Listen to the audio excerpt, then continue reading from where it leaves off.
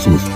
Türkiye tarih boyunca hep bizim yanımızda yer almış kardeş ülkeler. Onların desteği uluslararası toplumda seçimimizi duyurmamızda çok büyük önem taşıyor. Ancak asıl sorumluluk bizde. Halkımızın iradesi bağımsızlığımızın anahtar olacaktır. İlk iş olarak uluslararası toplumda görüşmeler yapıp Doğu Türkistan'ın tarihi ve kültürel haklarını savunmak için bir strateji belirlemek istiyor.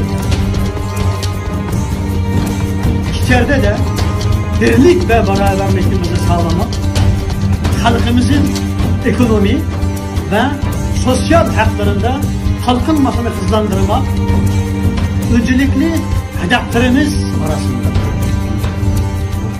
Evet, halkıma burada kesin bir ifadeyle şunları seslenmek istiyorum. İnancınızı kaybetmeyiniz. İnancınızı kaybetmeyiniz.